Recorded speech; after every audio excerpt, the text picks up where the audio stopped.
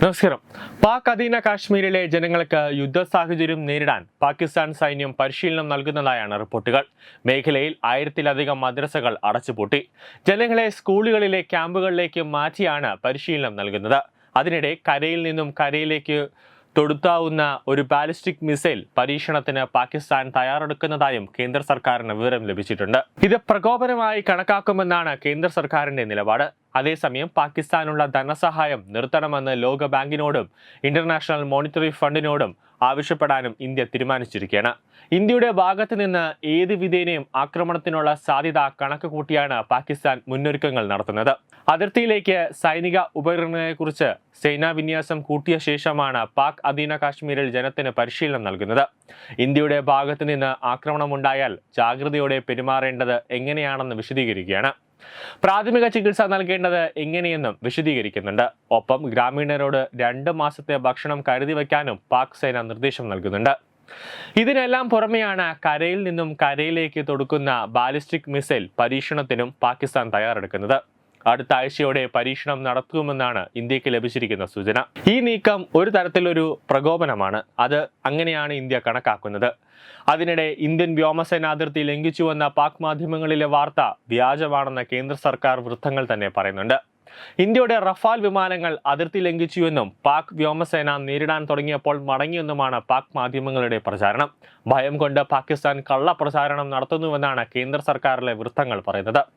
പഹൽഗാം ഭീകരാക്രമണത്തിന് തിരിച്ചടിക്കാൻ ഇന്ത്യൻ സേനാംഗങ്ങൾക്ക് പ്രധാനമന്ത്രി പൂർണ്ണ സ്വാതന്ത്ര്യം നൽകിയ സാഹചര്യത്തിൽ പാകിസ്ഥാൻ അതിർത്തിയിലേക്ക് കൂടുതൽ സൈനികരെയും മറ്റ് ആവശ്യത്തിലുള്ള ഉപകരണങ്ങൾ എത്തിച്ചിരിക്കുകയാണ്. പാക് സേനാ മേധാവി അസീം മുനീർ കഴിഞ്ഞ ദിവസം പാക് അധീന കാശ്മീരിൽ എത്തിയിരുന്നു. സാമ്പത്തിക പ്രതിസന്ധിയിൽ നട്ടം തിരിയുകയാണ് പാകിസ്ഥാൻ. കടുത്ത പ്രതിസന്ധികളാണ് ഇവരുടെ മുന്നിലുള്ളത്. ഇതിനിടെയാണ് ഇന്ത്യയെ ചൊറിഞ്ഞ് വലിയ പണി വാങ്ങുന്ന ഘട്ടത്തിൽ അവർ എത്തിയിരിക്കുന്നത്. പഹൽഗാം ആക്രമണത്തിന്റെ പശ്ചാത്തലത്തിൽ അതിർത്തി കടന്നുള്ള ഭീകരതയ്ക്കെതിരെ കടുത്ത നടപടികൾ സ്വീകരിച്ചു വരികയാണ് ഇന്ത്യ. പാകിസ്ഥാനെ സാമ്പത്തികമായി ഞെരുക്കാൻ കഴിയുന്ന വഴി തേടുകയാണ് ഇന്ത്യ ഇപ്പോൾ. പാകിസ്ഥാന് വീണ്ടും ഒരു ഗ്രേ ലിസ്റ്റിൽ ഉൾപ്പെടുത്തുന്നതും അതോടൊപ്പം തന്നെ ഇന്റർനാഷണൽ മോണിറ്ററി ഫണ്ടിൽ സാമ്പത്തിക സഹായം തടയുന്നതിനുമുള്ള എല്ലാ നടപടികളും സ്വീകരിക്കാൻ ഒരുങ്ങുകയാണ് ഇന്ത്യ. 2 നടപടികളാണ് ഇന്ത്യയുടെ ഭാഗത്ത് നിന്നും ഉണ്ടാകാൻ പോകുന്നത്. ഒന്ന്, ഫിനാൻഷ്യൽ ആക്ഷൻ ടാസ്ക്, അതായത് പാകിസ്ഥാനെ ഫിനാൻഷ്യൽ ആക്ഷൻ ടാസ്ക് ഫോഴ്സിന്റെ ഗ്രേ ലിസ്റ്റിൽ തിരികെ കൊണ്ടുവരുന്നതിനുള്ള ഒരു നീക്കം നടത്തുന്നു. മറ്റൊന്ന്, അന്താരാഷ്ട്ര നാണയനിധിയുടെ സാമ്പത്തിക പാക്കേജ് മരവിപ്പിക്കുക എന്നതുമാണ് ഇന്ത്യ ഇപ്പോൾ ചെയ്യാൻ പോകുന്നത്. ആഗോളതലത്തിൽ കള്ളപ്പണം വെളുപ്പിക്കൽ, തീവ്രവാദ ധനസഹായം എന്നിവ നിരീക്ഷിക്കുന്ന സ്ഥാപനമാണ്.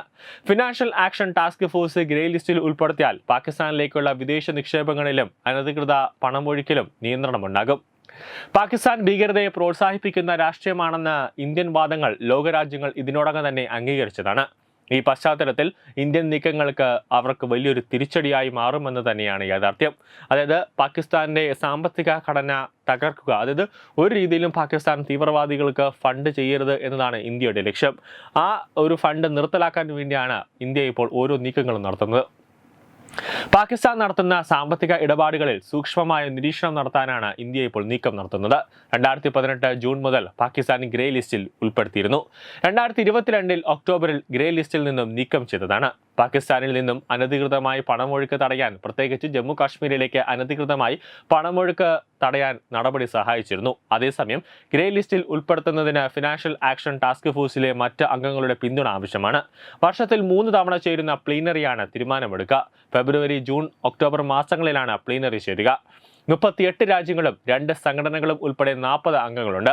ഇതിൽ UK, US, France, Germany, Australia, European commission, Gulf സഹകരണ കൗൺസിലിലെ പ്രമുഖരായ സൗദി അറേബ്യ, UAE തുടങ്ങിയ 23ഓളം അംഗരാജ്യങ്ങളിൽ നിന്നും പഹൽഗാം ഭീകരാക്രമണത്തിൽ ഇന്ത്യക്ക് അനുശോചന സന്ദേശങ്ങൾ ലഭിച്ചിരുന്നു. അന്താരാഷ്ട്ര നാണയനിധിയിൽ നിന്നും സാമ്പത്തിക സഹായം നൽകുന്നതിൽ ഇന്ത്യ എതിർപ്പ് അറിയിച്ചിരിക്കും. 2024 ജൂലൈയിൽ തുടങ്ങി $7 ബില്യൺ പാക്കേജ് തടയണമെന്ന ആവശ്യമാണ് ഇന്ത്യ ആദ്യമായി ഉന്നയിക്കാൻ പോകുന്നത്. 3 വർഷമാണ് സഹായ പാക്കേജിന്റെ കാലാവധി. ഈ ഫണ്ട് ഭീകരാക്രമണത്തിനും മറ്റ് ആക്രമണങ്ങൾക്കും ഉപയോഗിക്കുന്നുണ്ട് എന്നാണ് ഇന്ത്യയുടെ ആരോപണം. നിലവിലെ സാമ്പത്തിക സാഹചര്യങ്ങളിൽ ഈ 2 നടപടികളും പാകിസ്ഥാന് കനത്ത തിരിച്ചടിയാകും. അതേസമയം ഇന്ത്യൻ നീക്കങ്ങൾ മുന്നിൽ കണ്ട് സംഘർഷ സാഹചര്യം ലഘൂകരിക്കാൻ പാകിസ്ഥാൻ അറബ് രാജ്യങ്ങളുടെ സഹായം തേടിയിട്ടുണ്ട്. സൗദി അറേബ്യ, UAE, കുവൈറ്റ് എന്നീ രാജ്യങ്ങളുടെ സ്ഥാനപതിമാരുമായി പാക് പ്രധാനമന്ത്രി ഷഹബാസ് ഷെരീഫ് ഒരു കൂടിക്കാഴ്ച നടത്തിയിട്ടുണ്ട്. പാകിസ്ഥാനിലെ സൗദി സ്ഥാനപതി നവാസ് ബിൻ സെയ്ദ് അൽ മൽക്കി, UAE സ്ഥാനപതി ഹമാദ് ഒബേദ് ഇബ്രാഹിം സലീം അൽ സാബി, കുവൈത്ത് സ്ഥാനപതി നാസൽ അബ്ദുൾ റഹ്മാൻ ജാസർ എന്നിവരുമായി ഷെരീഫ് ചർച്ച നടത്തിയതായാണ് അറബ് മാധ്യമങ്ങൾ റിപ്പോർട്ട് ചെയ്യുന്നത്. എന്നാൽ ഇവരാരും തന്നെ പാകിസ്ഥാന്റെ ആ ഒരു അതായത് ഇന്ത്യയുമായി ആക്രമണം നടത്തുന്നത് എങ്ങനെയെങ്കിലും ഒഴിവാക്കി തരണമെന്നുള്ള ആ ഒരു നിവേദനം എല്ലാ അറബ് രാജ്യങ്ങളും തള്ളിയിരിക്കുകയാണ്. സൗദി കുവൈറ്റ് ഉൾപ്പെടെയുള്ള അറബ് രാജ്യങ്ങളെല്ലാം തന്നെ ഇന്ത്യയുടെ കൂടെയാണ് നിൽക്കുന്നത്. പഹൽഗാം ഭീകരാക്രമണവുമായി ബന്ധപ്പെട്ട് പാകിസ്ഥാന്റെ ഭാഗം ഷെരീഫ് സ്ഥാനപതിമാരെ ധരിപ്പിച്ചതായാണ് വിവരം. സൗദി ഉൾപ്പെടെയുള്ള സുഹൃത്ത് രാജ്യങ്ങൾ ഇടപെട്ട് ഇന്ത്യയുമായുള്ള സംഘർഷം ലഘൂകരിക്കാൻ സഹായിക്കണമെന്നും ദക്ഷിണേന്ത്യയിൽ സമാധാനവും സ്ഥിരതയും നിലനിർത്താൻ പാകിസ്ഥാൻ ആഗ്രഹിക്കുന്നതായും ഷെരീഫ് പറഞ്ഞതായാണ് അറബ് മാധ്യമങ്ങൾ റിപ്പോർട്ട് ചെയ്യുന്നത്. അതിനിടെ പാക് അധീന കാശ്മീരിലെ ജനങ്ങളോട് ഭക്ഷണവും അവശ്യ സാധനങ്ങളും കരുതി വയ്ക്കാൻ ഭരണകൂടം നിർദ്ദേശം നൽകിയിട്ടുണ്ട്.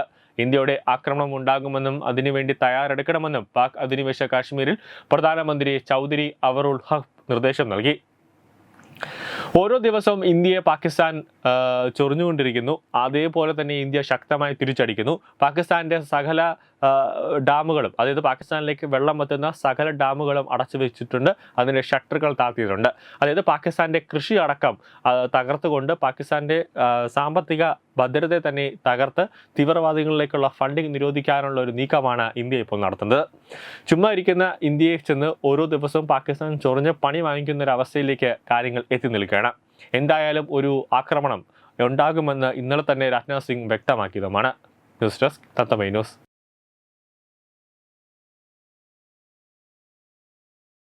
Branding partner Edubix online executive education, focus physiotherapy centre Pattom, Unnat engineering Gujarat, തീർത്ഥയാത്ര.com, iron build Gujarat, PRS hospital Killipalam Thiruvananthapuram.